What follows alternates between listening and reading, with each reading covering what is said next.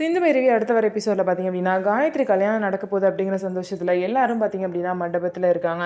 ஒரு சைடு வந்து சிந்து வந்து பார்த்திங்க அப்படின்னா சிவாக்கு வந்து சந்தனம்லாம் பூசி வந்து விளையாண்டுட்டு இருக்காங்க. அதே மாதிரி ஆறுமுகம் வந்து பைரவி கிட்ட நம்ம கல்யாணத்தப்போ அவனுக்கு யாருமே வந்து இந்த மாதிரி சடங்கெல்லாம் செய்யலை அப்படின்னு சொல்லிட்டு அவங்க கணத்தில் வந்து பார்த்திங்க அப்படின்னா சந்தனம் பூசி விளையாண்டுட்டு இருக்காங்க. பைரவி உடனே பார்த்திங்கன்னா இந்த மாதிரி லூஸ்தனமாக ஏதாவது பண்ணிட்டு இருந்தால் உன்னோட வேஸ்டி அவுத்து எல்லா முன்னாடி மானத்தை வாங்கிடுவேன் அப்படின்னு சொல்லிட்டு பைரவி பார்த்திங்கன்னா கிண்டலாக ஆறுமுகத்தை பேசிகிட்டு இருப்பாங்க.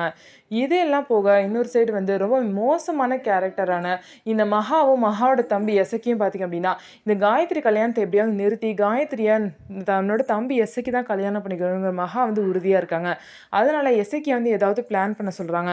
அதே மாதிரி எசக்கியும் பார்த்திங்க அப்படின்னா கொஞ்சம் ஆளுங்களை செட் பண்ணி இங்கே வந்து பிரச்சனை பண்ணி கல்யாணத்தை நிறுத்தி இந்த எசைக்கு வந்து காயத்ரியை கல்யாணம் பண்ணிக்கணும் அப்படின்னு நினைக்கிறாங்க. இவங்க ஒரு சைடு பிரச்சனை பண்ணணும்னு நினைக்கிறாங்க. இன்னொரு சைடு அந்த சம்பத்து மாறணும் வந்து பிரச்சனை பண்ணி எப்படியாவது பார்த்திங்க அப்படின்னா காயத்ரிக்கு சம்பத்தை கல்யாணம் பண்ணி வைக்கணும் அப்படின்னு சொல்லிட்டு அவங்களும் பிளான் பண்ணிட்டு இருக்காங்க.